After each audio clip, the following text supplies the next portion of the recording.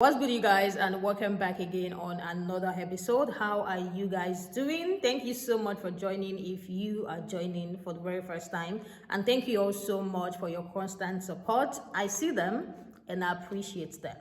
I was scrolling through TikTok and I came across this video. I think this creator is from Pakistan, and she made a video about how parents don't know that they are damaging their girls, especially when they tell them to wait till marriage before they do some certain things. When I heard the very first line, it's one of those topics as a woman that when you hear, you just kind of have a rage in you that it's 2023. Who is telling their girl that you have to wait till you get married to do some certain things? The clear damage that is doing to the girl, because now you want to rush out of your family's house because you want to be able to do some things that you want to do. I am going to roll the clip so you guys can hear our entire point. So without wasting much time, let's just get right into what this lady has to say. Some brown parents don't realize how damaging it is to tell a girl to wait till marriage to do what she wants to do. So you're telling me I have to wait till I get married to someone to live my life? So given this idea that we will be allowed to do what we want after marriage, it's assuming that your parents will be the one to choose the person that you're being married to, right? So if that's the case, why would you get me married into a family that has completely different morals than you? In other words, you would get me married into a family that also believes that a woman should wait till marriage to live her life, should only be allowed to do the things she wants to do under the control of a man. So the parents won't have to deal with any of the blame or the consequences that come with having a daughter in the brown community. Like, what? Now, regardless of what your passion is, whether it's going out with your friends or getting piercings or even the smallest thing, literally the smallest thing can set them off. Like, I remember growing up being afraid to do the smallest things because a distant family member or a family friend would have something to say about it. Now it's a different story because I've learned to stand up for myself and I don't take shit from no one. But constantly, either in my distant family or other families, I hear that sentence and it's so freaking triggering, like insanely triggering. Joke or not, you're simply not funny, and it's not something you should be throwing at young girls. Absolutely the hell not. Like, what do you mean I have to wait until I get married to do the things I want? So you're telling me half a girl's life she has to listen to her parents, and then the rest of her life she has to listen to her husband? A random ass man that you decided to pick for her? So where in that life does she get to do what she wants? Literally makes no sense. The logic is so flawed and so sexist. This is why you have so many young girls resenting their loving parents, and they will purposely go against everything you want, even if it's something really good for her. Watch what you say and don't have that relationship with their kid. What do you guys think about what this creator said? Imagine being under your parents and then again you have to move to a man's house because your parents feel or make it even known that they cannot allow you the freedom to be able to make decisions yourself. I don't think these parents have a full understanding of the damage that they are doing to their child in that process. I don't think they know that the child will, with all means, will want to be out of that family, which costs them to even make worse decisions or to end up in families that are worse than their own families. Like, it's just what it is. Everybody needs freedom at a certain point in their life. I don't think this is right at all. When I came across this video, I just felt a rage in me. Like, in this day and age, people are doing this. It's not making any sense. I was able to get a few stitches to our video, so without wasting much time, let me just roll the stitches and let's see what these people have to say about our video. Some brown parents don't realize how damaging it is to tell a girl to wait till marriage to do what she wants.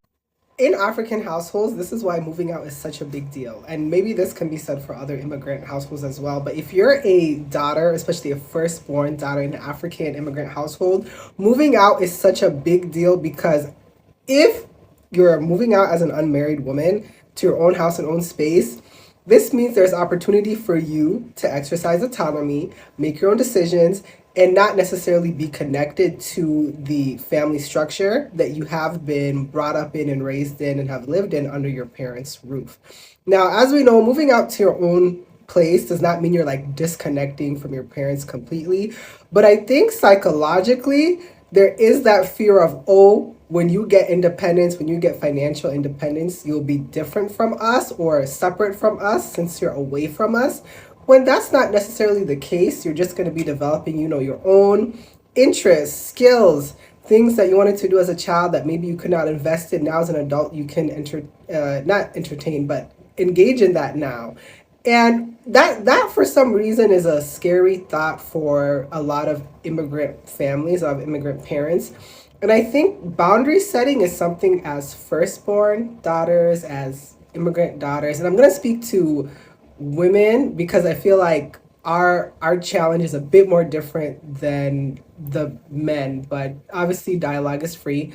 We can have additional discourse on that. But as firstborn daughters in immigrant households, particularly, it's important for us to have boundary settings because the boundaries we help establish makes it easier for our siblings who follow us. So you'll find in a lot of households when the firstborn daughter, breaks free, if you will, the siblings who come after her, they have an easier time, navigating their own independence. But until then, it's pretty it's pretty landlocked. It's pretty landlocked. It's pretty airtight in terms of freedoms and the restrictions you have. And I'm not saying that the boundaries immigrant families or more culturally conservative families have are bad, but I'm saying long term it can be harmful when we are not giving space for firstborn daughters, immigrant daughters, to be able to make our own decisions. Because what I find happens is that a lot of immigrant daughters grow up to be adults who cannot make decisions for themselves and they are handicapped. And it's scary because as an adult, there is no excuse for you to be incompetent, if you will. And society will punish you for being an adult who cannot make your own decisions. So there is guilt when you are navigating your own life and having your own space, but it's very necessary because it's not sustainable to be that controlled and handicapped in an immigrant family and context. Some brown parents don't realize how damaging it is to tell a girl to wait till marriage to do what she wants. The problem with this narrative also is that it can often lead to women ending up in abusive marriages because they're so desperate to escape their parental home where they don't have freedom to go out and even do things like go to the masjid or be a part of Muslim sisters group because they're so limited and so controlled that they'll marry the first guy that approaches them, and oftentimes he's even worse than what she dealt with her parents. And obviously 100% to everything else she's saying. Like, I have a friend who's a part of the same community, and what makes me upset for her is that she's not given an option to choose her spouse or her partner because her parents have already decided for her that we're going to bring a guy from back home to marry you, and she can't even marry someone from her own culture here in America because they don't think that, Pakistanis or Desis here are good enough. That they're like brainwashed or westernized. And then also for her, like, being interested in someone from another culture is not an option. It's really sad, this whole narrative of women being controlled when they're in their parents' house and then they go to a controlling spouse, then they don't have freedom in between either or under either when they're living with their spouse or their parents. And it's really sad that parents cannot be open-minded. You should have trust in your child. This is a child that you raised. If you continue to control them and be strict, of course they're going to lash out and end up doing things that you don't want them to do because you didn't even trust them to do basic things like go to the masjid or participate in youth groups. People think by controlling women or controlling their daughters or kids in general that they're protecting them, but they're often doing the reverse. They're leading them to do things because they feel like they don't have any freedom. I've been to parenting groups before. Obviously, I'm not a parent, but one thing that I thought was very beautiful that I heard was that they were saying that they can't control their kids. You can raise your kid Muslim and they still end up, leaving Islam. God forbid. May Allah prevent that from happening. But at the end of the day, you just cannot control everything that your child does. You can't control who they end up marrying, what their career is, what country or state that they're going to live in. Your job as a parent, Allah gave you the responsibility of having a child, not for you to control that child, because obviously they belong to Allah subhanahu wa ta'ala first. We think that they belong to us because we birthed them or we had them, but they belong to Allah, which means that you don't have control over it because we don't even have control over our own destiny. Allah has control. Our job as, people who take care of young children, whether we're babysitters, older siblings, cousins, uncles, aunts, mother, father, is to just raise them to be good human beings, not to control their whole entire lives. Obviously, I'm mixed, so I'm biased, but at the end of the day, I would rather my child be happy and choose someone obviously I'd number one want them to be Muslim.